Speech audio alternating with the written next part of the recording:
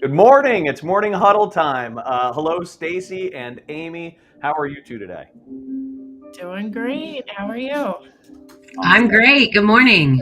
Good morning. Good morning. So, Amy is joining us from San Francisco, but correct me if I'm wrong. You live in Jersey. So, when we initially booked this, we weren't thinking we were asking you to join at 6 a.m., but here we are. Yeah, well, all the construction workers are up anyway at the job site, so I figure it's really not that early, to be honest. It's Well, good. that's true. Yeah, 6 a.m. is kind of not an abnormal time Right. in our industry. Yeah, no question. Well, good. So what are you? Give us a little bit of background, Amy. Sort of. Obviously, we know you as the Queen of Prefab. We know you as the creator of all this amazing content on across all social media platforms. I only use LinkedIn. I'm trying to catch up, but I've seen you all over the place. Stacy and I have talked about you for quite a while, and we were super excited when you agreed to come and join us on the show. But talk a little bit about sort of who you are, what your background is, that type of stuff. Sure. I work at Autodesk. I'm actually the vice president of industrialized construction now at Autodesk. But before that, I grew up in construction and owned a couple different companies that were anything from one of the largest manufacturers of steel and concrete volumetric mods and assemblies like bathroom pods to then opening up a consultancy that was optimizing industrialized construction around the world for governments and big customers. And then really, Autodesk found me, and it's such a great opportunity for me to come here and work with some of, the largest customers around the world and, helping Autodesk with the way we are looking at things and the way customers are looking at things every day. So I get to do what I love to do with some of the coolest people around and the smartest people around, which is great. That is great. I mean, I think we were talking about just sort of this dream job for somebody like Stacy or I, who are just kind of nerds and love learning and being around, exposed to what all these sort of leading companies are doing and how people are doing things differently and better all over the country. You get an opportunity to do this at a really high level, which is amazing. I do. Good morning, Mark Drury. I see some friends out in the audience. That's great. Awesome. Hope you guys are going to join up this morning. It's really a great job. I think a lot of what we do we have to be seen, right? People need to see other people that look like them, that talk like them, that are talking about things they're interested in.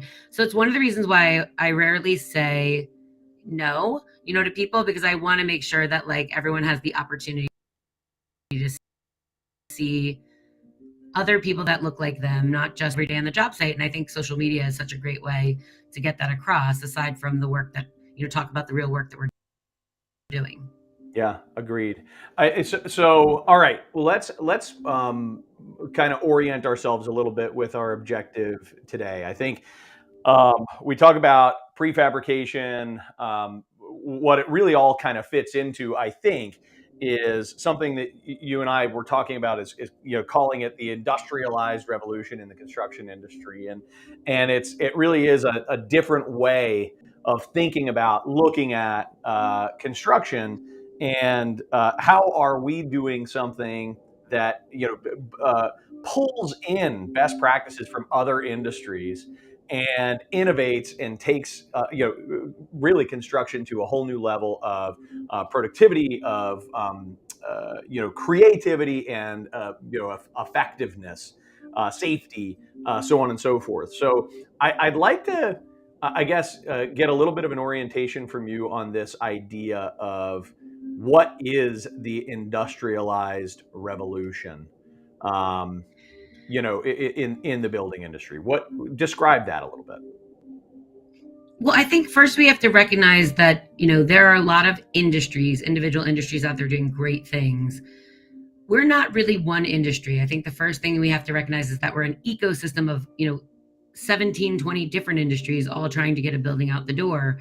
And, typically the way that we've worked historically is it's been a real cash for chaos type environment where people made money off of the misinformation or lack of information, out in the job sites. And by the time it got there, my dad used to say, walking around job sites, those guys over there looking in the ceiling, like, we're either making money right now or we're losing money. I can't tell which, but something's going on. And I think that's one of the reasons we're seeing a little bit of a change now that It's not going to be, we can't be just, an industry can be disrupted from the bottom up, as Clayton Christensen said, but we're an ecosystem that needs connection at the very top levels as well. And that's what's really been missing, that it's not just about the outcome of getting a wall panel on the job site.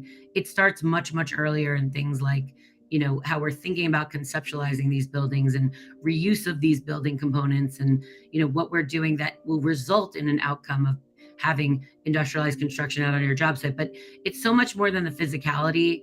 It's about the data. It's about, connection of the information. It's about the cloud. It's about, things like turning the eye and building information modeling into more intelligence, so that we have things like manufacturing informed design now as a category of information that needs to be influencing our buildings.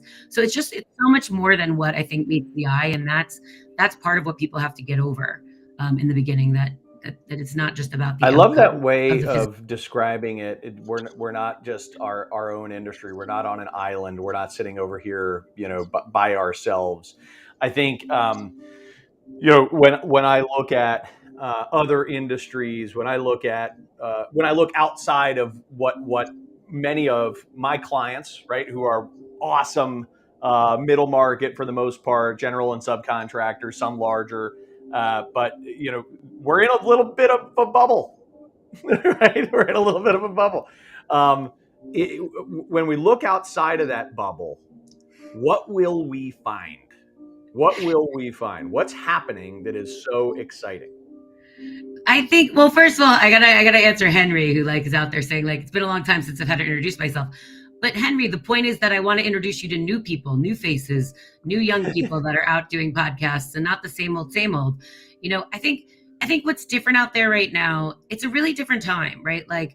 It's not that we're in a place that things are happening that are so great. I think, look, change happens when there's first dissatisfaction with the way things are, and when you see that there's a potential vision that you want to reach, but you just aren't there yet. So I think we're seeing that now in the world, that there's not enough housing, there's not enough hospitals, there's not enough digital infrastructure.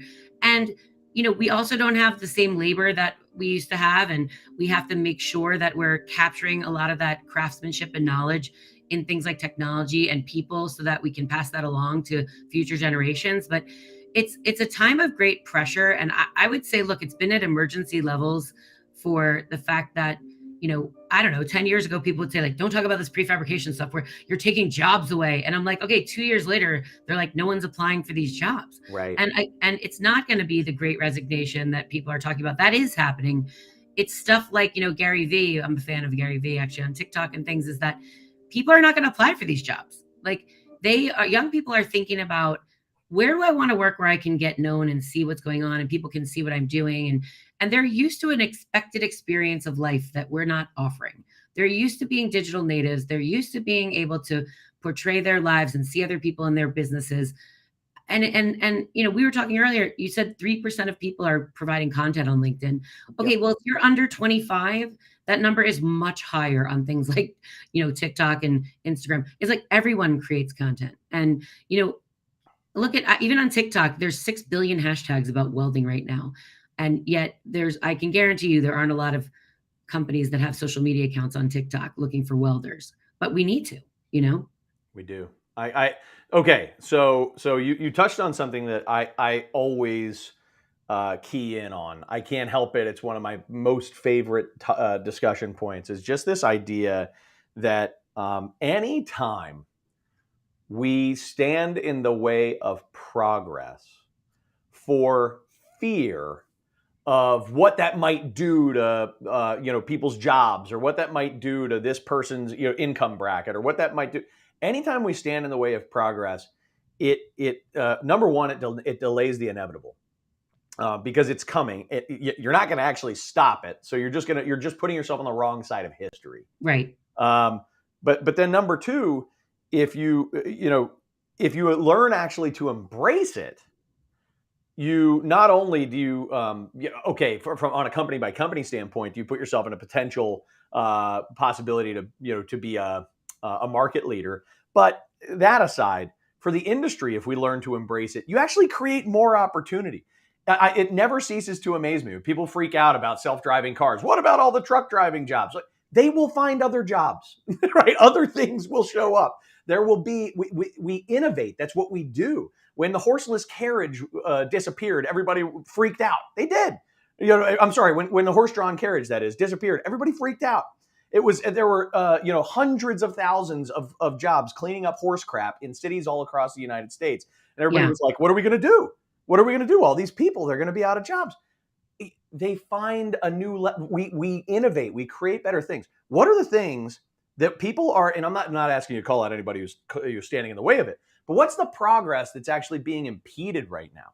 Is there anything that you're seeing that people are actually trying to slow down in the construction industry? And if so, what is it and why? I mean, look, I've been known to call people out, so that's fine. I don't mind that. I'm an equal opportunity offender, and I think that's important. First of all, I say that because you have to have agents for change around this world, right? If you don't have an agent for change in your company that, is asking the hard questions, making you think differently, that's constantly thinking how you're going to go out of business, you probably are missing somebody on your senior leadership team. So I think sitting with the same people and talking about the same things, and then one day waking up and realizing all the things you were doing to keep people working have now eliminated your company and got rid of all these great jobs. I mean, look, I have a real love for the trades, and I believe in the trade contractor. I believe in, the fact that we are creating work for families. And if you're not thinking about how to protect these families by evolving your business and evolving what you're doing, you're actually putting them more at risk. And I can prove that and say that, think about the future state of the expected experience, right? And what I mean by that is I could go on my Apple Watch right now. I could order a pizza, customize it on my watch, figure out when it was going in the oven. They would give me transparency as to when it was leaving. I would see the license plate of the car and the make and model and a picture of the face of the driver. And on my, Ring doorbell, I would see them walking up so I could come to the door before they would ring the doorbell, right? That is my expected experience in life for anything. Totally. Down to ordering a pizza. Yet in our space, the only certainty 95% of people have on job sites is to call somebody to see if their equipment is going to show up, who has to call somebody else, who has to call somebody else, who has to call somebody else. Even though the technology exists, because you have it for pizzas and we have, geolocators, and you don't even have to scan things anymore to know where they are if they got on the ship. I have lots of friends, that have different technology, but not enough of them, right? I was with somebody the other day and they were pulling up on their phone where their equipment was on the ship. And he's 1.001% of the world that I know that's tracking equipment on his phone, right? He doesn't have to call anybody. But the expected experiences is that one day you'll be able to know about things on the job site, design things, if you're an architect, to find things online and be able to incorporate them into your design without having to understand how that thing is made, because the tools are not allowing you to do that right now anyway. So it's we have very static data. And listen, there's no secret. We have margin on top of margin on top of margin on top of margin that is created because of this disconnected waste. How many $14 trillion ecosystems still exist in the world that somebody doesn't want to disrupt and wipe those people off the face of the earth and take that margin over by combining those things?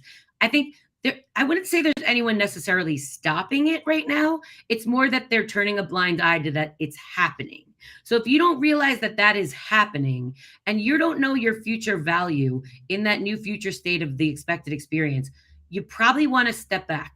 I had a guy recently as we were talking, and he was I talked about the fact, of connecting things online and architects, the vision of being able to see in real time things that are available to them where they could understand the sustainability outcomes at a touch of a button, just like I do when I order anything on Prime. Right? Where I set my own parameters. I can find the products available. I can even do bundling on there where I go, oh, you should buy this shoe, these shoes, this shirt, and this socks. Why don't I have, you should buy this assembly designed for this, for these outcomes when you're looking for them. We don't have that option. And a gentleman who was in his, I would say 70s, 60s, who was the owner of a big mechanical contracting firm said, well, that'll never happen to my craftsmen. You'll never buy a pipe spool online.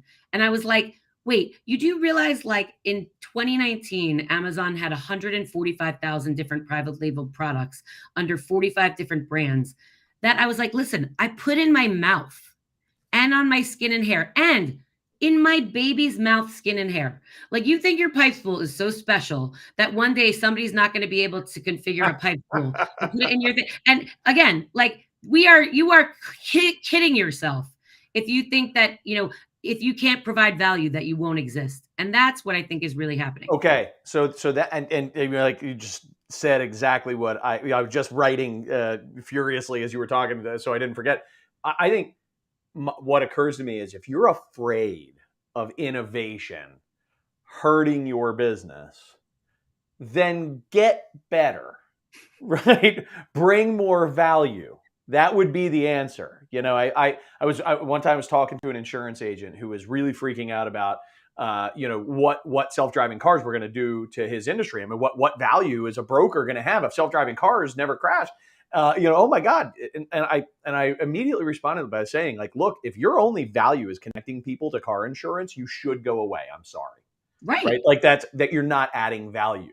So if you're worried, do something. Be better.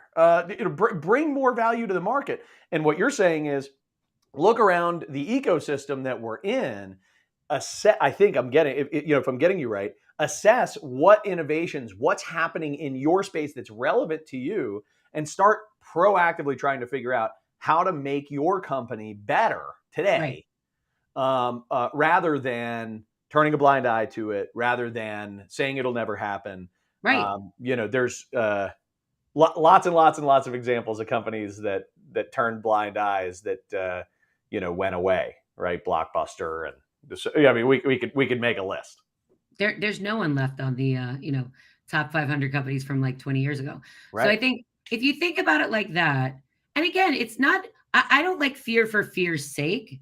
I like fear for a motivator. It's that dissatisfaction that makes, look, if you don't have money in your pocket and you're growing up and you need to eat, like, you will figure out a way to make some money. You know what I mean? Like, right now, these families are not going to eat like that you employ. And that fear drives me to be better. Like, it drives me to understand where the value of what my core capabilities are. Like, you should start asking yourself, how many things do you do that you get paid on because of some upstream wasteful process? Like redrawing things that have already been drawn, re-estimating things, value engineering things, designing things that have already been designed, pricing things to people that'll never win the jobs. The transactional waste of a project is now at about 40%. And the answer is not only going to be about, well, go to an IPD contract. I see some of my friends from the Lean Congress that were with me last week. That's not the only situation, right? Like, we have to start thinking about different measurements of success, right? Yeah. And we have to start thinking about where value is going to exist today, where it exists today, and where it's going to exist, and what matches up with what you know how to do. Like, I love the trades because I think they have a lot of make information, but they're not the only people that know how to make things. The building product manufacturing side knows about products already. They know about how to productize things. They know how to inform design with the actual productization that we talk about for construction. We have some people are really in the infancy in construction, trying to get into a place where we have products that can inform design, so we have some certainty. Well, there's a whole category of groups that already know how to do that. Think about a skid when a skid is made in industrialized construction. Think about all the manufactured piece parts that are on there. They're not being made by subcontractors. They're being aggregated by subcontractors, and maybe the skid is being fabricated. So you're the guy that makes all those really complicated things that's on that skid, and yet you're even further downstream than these guys. Isn't it in your best interest to start making the skid and aggregating your own manufactured products? Like, we have to recognize that that's a risk to some of the guys that are assembling other manufactured products, right? That if that's not of a real value anymore and somebody else can do that besides you, that is a risk. And we have to recognize that. It's not like manufacturing doesn't exist outside of construction. Like, we have to reinvent it. That's not true. Agreed. Yeah, agreed. So here's a question, really direct one. Are we going to see considerable consolidation over the next 10 years in the building industry? Are we going to see companies, or are we going to see the number of companies dwindle and potentially the size of companies grow? Yeah. Let me ask you this. Have you already seen it upstream with the owners? Aren't you seeing more serial owners, guys and women that don't own one building, they own 40, or data centers that aren't one data center? It's now 50 data centers, or this hospital that's aggregated into this system. Like, we already see it happening. Yep. Do you think that those people that have now aggregated the information and certainty, programmatic certainty is more important to them than savings, because they don't make the money on the building. They're making it on the services in the building, whether that's pharmaceutical or manufacturing or data. Do you think they're going to want to keep doing business in the fragmented, disconnected way now that they have consolidated upstream? I can't imagine that it doesn't happen like that, because it's more important for them to know what they're doing than it is, and the certainty around that. It's just so much more important now because everything else is connected in the expected experience, that I think we have to recognize that it's coming. So think about this. I know guys that are doing contracts now, owners that want to name multiple partners from, like, a 3-building contract. So they're looking for the price to go down over that time, but they want named people in the contract that are coming from project to project, because they don't want to relearn everything over and over again. That's happening already around the world. So I think you'll see some people that'll actually get consolidated, but I also think there'll be some categories where if you're not providing any value, that entire category of types of businesses will be wiped off the face of the earth. It just won't exist anymore. Think about the people that used Any to predictions? Any predictions on which categories? Yeah, I mean, I've had this conversation in the past. Like, most of my contractors will say, and this is not me saying it, this is them. If they don't figure out how to become more like systems integrators, my dad used to say as a contractor, just take great meeting minutes, Amy, and like make sure we get the best prices from subs. Okay, well, those days are over. So like, unless you can figure out like what value brings, if you're just the middleman now for something, I think you've got to be really scared. I think on the other side of the business, if you are just distributing things and you're not actually, I mean, look, distributors these days are so far downstream, but they are providing some credit and financing and logistics. I don't know. There are big companies on this planet that do pretty good logistics. Right. If they wanted to microfinance, they could. That's exactly what I'm thinking. Yep, I agree. Like, I believe the distribution model, but here's again, I always say expected experience. When I shop on Amazon.com, I see manufacturers, resellers, and distributors all in the same query. They figured out a way to provide some value, or no one buys from them, but they are up there, right? Like, think about what you're doing. You know what I mean? Yep. Yeah, I think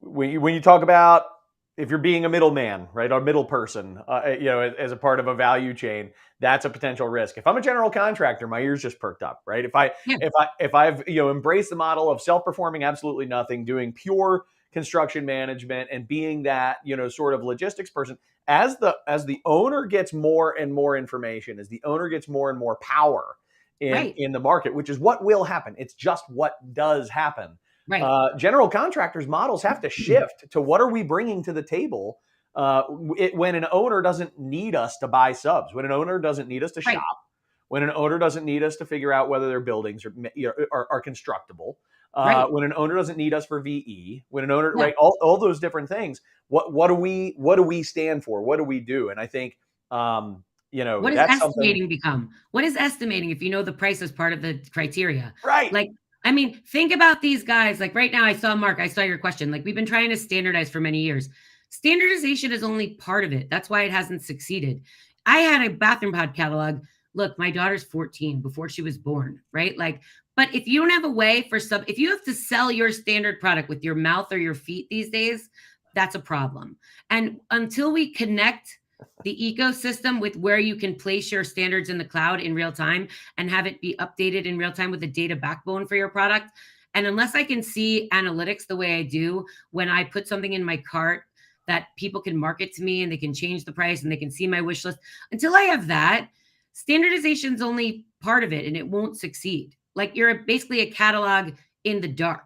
If somebody is still drawing a geometric box and not being informed by those standards that you're creating, and I believe the standards will be created by the market, not necessarily one authority, or they'll meet code, but I don't think it's anyone's place to look at Amazon. Like, I keep going back to expected experience. Look at Alibaba. What standards are being created by them? It's just the data standard of being able to place your product in the online catalog, right? They're not telling me how I have to make something. They're just allowing me to be there if I meet the requirements for someone to consume that data and to aggregate the data with other data, right? Like, so I always like to say, yes, a Revit button is amazing. You should all think about Autodesk platform services to create great apps. And I think it's the beginning of the internet right now, with the way in which Autodesk platform services has been open to having any developers come and make the secret sauce. I like to say, like, look, right now there's no ways or WhatsApp on the Autodesk platform in totality yet. You could create take that domain expertise that's now in jeopardy and make something out of it that will be far more valuable than, getting the next job. And I think we have to recognize, if you're a young person in this space and you're into technology, or if you have the domain expertise, partner up, because you can literally make the next Waze, which is worth, I don't know how many billions on. And by the way, on my Apple platform lives Waze, Google Maps, Apple Maps, and probably 10 other, directional capability apps. We have, like, I don't know, 4,500 apps right now on Autodesk platform services, but they're growing at, like, I don't know, 200 a month right now. So this is the beginning of the internet. If you were too young to make money at the beginning of the internet, this is your time, right? So I think that should inspire you to want to come to this space and be an entrepreneur, because there is nothing but opportunity right now in the expected experience of how this is changing. That's awesome. Wonderful. Okay, so now I have to ask a question on the counter end of this, and sort of say, but how do we keep from getting totally lost in the wilderness of all that there potentially is out there, and how do I sort between how do I sort the wheat from the chaff? I think, look, that's one of the reasons I came to Autodesk. I came here to help customers get on this journey. I think people are very good at seeing vision, right? Like, it doesn't take much to be like, an army of robot dogs is going to be on my job site one day. And, like, people predict that. And I go, yeah, that could happen. But let's take it step by step. In that formula of change, you have to do some first concrete steps of action. So assuming you have one robot dog, what does that dog want to eat? How do you charge it? Where does it go? Where does it stay? How do you interact with it? What data do you have? So it's like, take a first concrete step of action.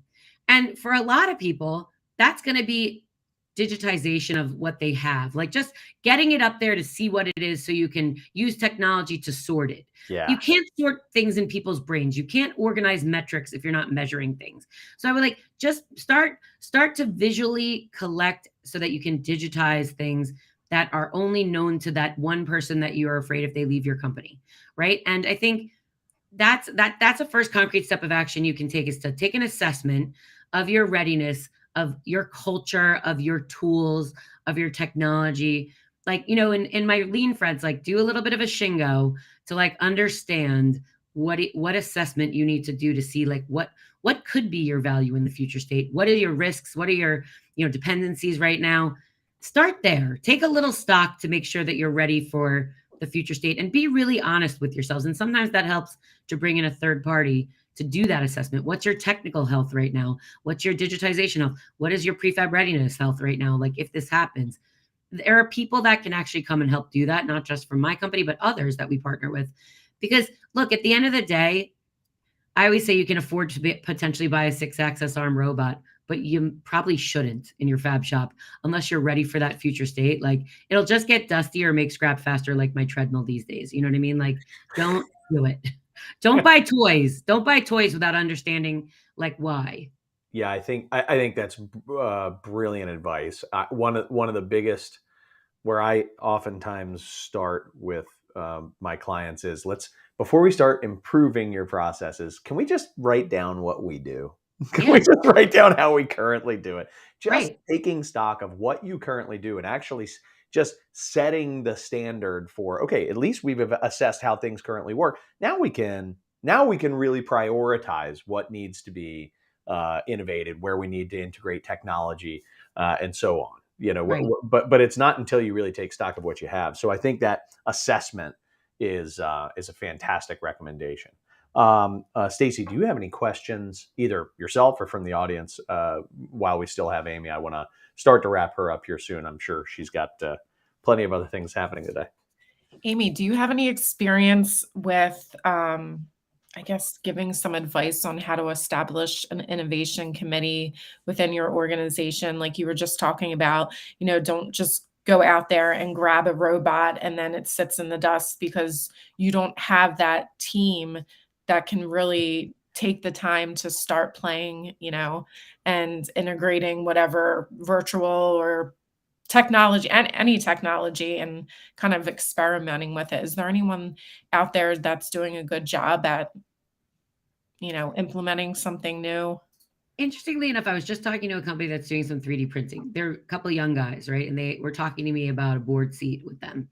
And I was like, they asked me the same question, actually, Stacy. They're like, they want to move from one type of the part of the business to like, they don't even really know what's out there as an example, like what could be in 3D printing these days. And I was like, the first thing you need to do is stop asking the same people that have been in your place, in your company for advice. Like you have to go out, anybody can create an advisory board. Like it's not expensive. And mostly you can find people that would volunteer for the experience, to be honest. There are boards that are created that are real boards as well as like, that have paid board positions. But when you look for those people, look for people first that are going to ask the hard questions, some of them that challenge you. And I think second, that people that have different experience from other places around the world and also that have seen things being done that maybe you haven't seen before. So it's like, I often say like people ask questions like, well, if we could just do that. And I'm like, that's done every day. Like I literally say that probably 3 times a week. Like the thing you're hoping for happens in this place, like these companies are already doing that thing. The fact that you don't know about it and you're not building on the shoulders of what information, what learning, what people know by bringing in outside perspectives. Again, I love diversity and perspective. Yes, we should all hire people that don't look like us and don't talk like us and that are creating, diversity in the population. But diversity and perspective is almost even more important, right? Like I have a reverse mentor actually, because I'm 51. I don't know what a 23-year-old these days, what their true expected experience is, right? Like you can have all the TikTok accounts as a 51-year-old like I do, but you need to actually know like how I ask my 14-year-old all the time, like, what does that mean? What's that? How do you do that? And, it's like, we need that diversity and perspective so that our expected experience becomes something new, right? I love that. I think that it's so rather than looking at an internal innovation committee, look at external voices, opinions. And I think that's one of the biggest takeaways I have from this conversation, Amy, is exactly what you said. It's like what you're thinking about potentially trying to do, somebody's doing. Yes. Somebody is doing. You have to expose yourself to that information. If you were to rattle off sort of like I don't know, top 3 to 5 resources that people should tap into to get exposure, aside from like building their own advisory board, which I think is great. But whether it's publications or associations or what would you? Here's an opportunity to talk about. So I mean, look, I'm the ambassador for the Advancing Prefabrication show for 6 years. It's one of the, I think it's coming to be like the largest show on not just prefabrication, but there's like 7 different tracks. And it started really, I would say, with my personality. Like people ask hard questions, even from the audience, and there's workshops and there's CEO day and there's like, market applications. Autodesk University is a great opportunity to go and find out some of those things. But I would say, they're, again, somewhat self-serving. Like I don't sell software and I don't sell consulting at Autodesk, but we do have an amazing customer success group that if you're buying our software, you can go and get resources for help. A lot of people don't realize we're agnostic to the proprietary software you might have or competitive software. We're interested in the customer's business being successful. So you can go to like just the people you deal with at Autodesk and ask for some help. And believe me, I believe we should just ask for help. We should normalize that. We should normalize asking for some help. Yeah. Awesome. Perfect. All right, great. Stacy, anything else for Amy before we wrap it up today? Nope, we're good. Awesome. Amy. I love seeing you guys, by the way. I love seeing young people. I love seeing, women that are out there doing their thing. I think it's really important for us. Expected experience. Remember, I think we want to see ourselves in places in this ecosystem. So the more you can get out there and be visible, if you have a diverse perspective, whether that's quietly or even on social media, just do it. Like get out there and be seen. Be your authentic self. Thanks so much for joining us. So fun. Thanks for having me, you guys. Yeah, it was a blast. You're very generous with your time this morning as well. Sorry we ran a few minutes past, but I hope that you have a wonderful day. Enjoy your trip out in San Francisco, and I hope that you'll stop by and see us again soon. Of course. Thanks, you guys. Thanks so much. So, Stacy, that was awesome. Thank you so much for being relentless and finding Amy and running all that down. I think that was She was a joy to have on. Yeah. So next, hey, what do you have for the Steel Toe Communications marketing tip? Yeah, real quick, very easy. I'm seeing this a lot with contractors when they're giving me some marketing pieces just to look over. They're always forgetting their call to action or normally. So a call to action, if you're doing a brochure, a flyer, a video, whatever it is, make sure you have an end goal. Once someone watches their video, where do you want them to go? Do you want them to email you? Do you want them to watch another video? Do you want them to go to your website, call you? Just make sure to include that call to action with any marketing piece. It's pretty key. I always forget that part. I'm sitting here like, okay, right, reassess all marketing. Thank you yet again for a good reminder, Stacy. So, all right, so next week we have a fascinating conversation coming up. It's one that actually ties into some of the other stuff that we've talked about over time here, and we're going to be talking about human trafficking on job sites, and we've got Meg Huey from Freedom Network USA. She's done some speaking for different associations around the construction industry, how I got some exposure to her and really wanted to bring Meg into the conversation about what we can do to not only spot, and fix human trafficking as we see it in the building industry. Believe it or not, it's happening. It's not. When we think about human trafficking, we always think about sex trafficking, which is a thing and horrible, right? It's terrible. But it's not. It doesn't always take that form, and it's actually happening a lot in the building industry, way more than we know. So Meg's going to help us to see that, and also to maybe consider some of the conditions that we have in the industry that are contributing to it, that we could kind of stop it at its source. So I'm really excited about that conversation. I hope that everybody enjoyed today. If you have any, if anybody, just as always, I got to toss this up on the screen. If you want to get added to our weekly mailing list so that you're not reliant on getting the invites through LinkedIn mixed in with everything else that you're getting, shoot us an email. Shoot it to Stacy H at steeltoecom.com. And Stacy will make sure that we get you added to our weekly newsletter. It's not spammy, and it's really specific to making sure that you're teed up for the show. So please do that. And then, as always, we don't say this enough. If you or someone you know has an important story to tell about creating positive change in the industry, like the story that we just heard from Amy, or stories that we're gonna, that we hear every single week, please let us know. We're building our guest list for the winter at this point, and would love to build that guest list with people that you know and that you think are doing an amazing job. So reach out to us. Stacy, anything else? Did I miss anything? Go Phillies. Yeah. So I'm gonna have to say go Astros. I understand. Yeah, I know. It's. I just Come have. on. I've got some clients down in Houston that I love dearly, and who this is like their entire life right now. So, but it has been for.